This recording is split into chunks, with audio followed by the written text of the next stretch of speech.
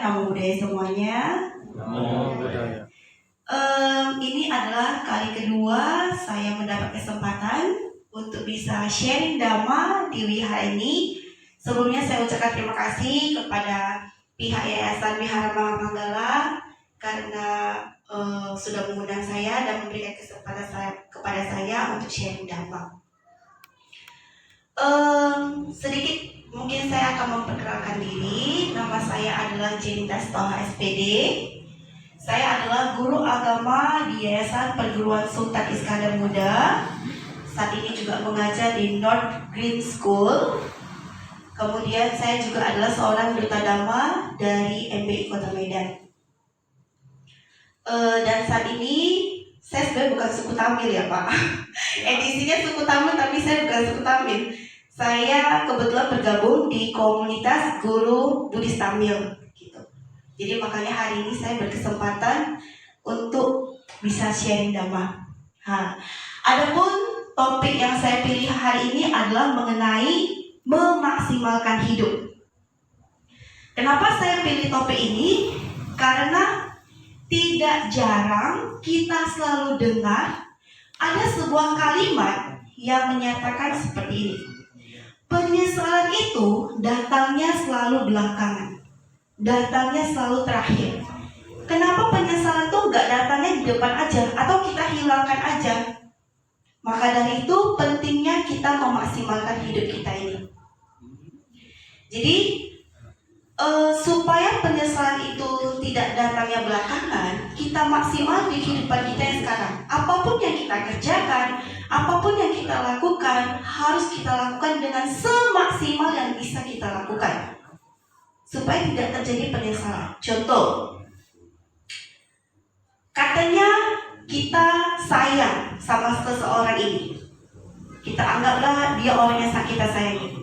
Tetapi kita selalu sibuk bekerja di luar, waktunya nggak ada buat dia, ya kan? Kemudian sangat jarang mungkin duduk bersama, berbicara.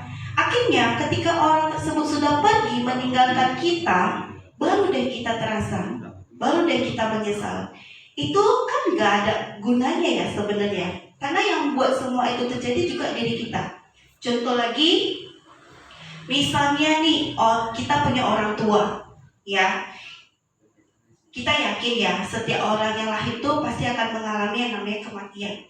Bukan hanya orang tua aja yang meninggal, tapi kita ambil contoh, bisa orang tua kita. Suatu hari orang tua kita meninggal dunia. Lalu kita pasti bersedih dan menangis, ya kan? Kalau ada yang gak menangis dan bersedih, bukan berarti dia gak sayang sama orang tuanya. Artinya di sini begini, kalau kita memang benar-benar sayang sama orang yang kita sayangi, orang tua kita, ya kita harus memaksimalkan kasih sayang kita sama dia itu selagi dia masih ada. Jangan udah dia nggak ada, baru kita buat upacaranya yang megah, kita buat persembahannya, makannya mungkin yang dia suka gitu. Itu sebenarnya udah kurang berarti ya. Dia gak bisa lagi merasakan. Ini ketika dia ada, kita habiskan waktu bersama dia, duduk bersama dia, ya kan? Mungkin makan bersama-sama. Itulah yang dimaksud di sini. Kalau memang kita menyayangi orang tersebut. Seperti itu. Bapak Ibu jangan tegang ya. Kalau Bapak Ibu tegang, saya jadi tegang. Kita di sini sharing ya Bapak Ibu. Saya yakin dan percaya Bapak Ibu pasti mungkin lebih wawasannya daripada saya. Kita sama-sama belajar ya Bapak Ibu. Mendengarkan ceramah dhamma dari seorang anggota sangga, ya kan? Ibaratnya seperti ini.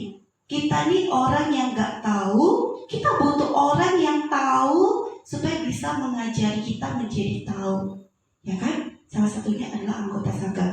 Bahkan di zaman seperti sekarang ini pandemi, banyak yang bisa kita manfaatkan. Salah satunya adalah komputer pintar. Ini bukan handphone pintar lagi, bukan smartphone lagi. Bahkan ini dikatakan handphone pintar. Segala sesuatu yang bisa kita lakukan dari benda sekecil ini, ya kan? Jadi udah seharusnya kita itu mengupgrade diri dengan perkembangan teknologi, ya kan? Oke lah, PPKM kita gak bisa datang ke wihara. Tapi kan ini ada, kita bisa cari ceramah Dhamma Bhikkhu siapa. Semuanya bagus-bagus ada di sini. Ya Bapak Ibu, ya kita maksimalkan. Kemudian tidak jarang juga kita mendengar sebuah kalimat ya yang terucap mungkin dari umat yang mengatakan, untuk berbuat baik mah nggak mesti pergi ke wihara, cukup di rumah aja bisa berbuat baik. Inilah sedikit pandangan yang harus diluruskan. Kenapa datang ke wihara itu penting Bapak Ibu?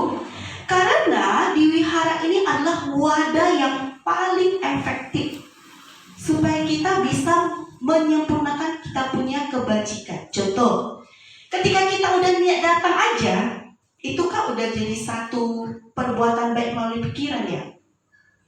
Kita lakukan lagi benar-benar sampai ke wihara. Itu udah satu perbuatan baik dari badan jasmani kita. Sampai di wihara kita benar-benar melatih ucapan kita. Gak mungkin kita di wihara bicara teriak-teriak. Gak mungkin kita di wihara bergosip. Ya kan? Udah pasti kita akan memaksimalkan itu di wihara. Mulai dari ucapan kita, pikiran kita, ya kan? Kita pusatkan pada proses puja bakti atau kebaktian, ya kan? Mulai dari membacakan parita, itu kan sama dengan mengulang syair-syair atau khotbah-khotbah Sang Buddha. Kemudian lagi kita mungkin ada pelaksanaan meditasi, sharing dhamma. Disinilah kita bisa menambah kita punya kebijaksanaan.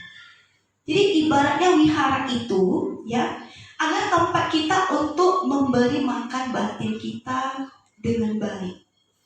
Ya mungkin dimanapun kita bisa berbuat baik, tapi di wihara inilah tempat yang paling wadah yang paling efektif yang mungkin diberikan. Kenapa? Di wihara ini pasti diundang tokoh-tokoh agama ya dengan wawasan yang luar biasa, ya kan? Mungkin di sini sering diundang Bhikkhu Sangga ya Pak Sugeng. Sebelum Ya kan? pandemiknya. Ya kan? Di sini karena gak mungkin anggota sangga itu datang mengunjungi dari satu rumah ke rumah umat yang lain seperti itu. Ya Bapak Ibu, jadi mungkin ini balik lagi ke pengurus wihara ya. Ya kan? Ya mungkin bisa memaksimalkan juga membuat wiharanya lebih nyaman, ya kan?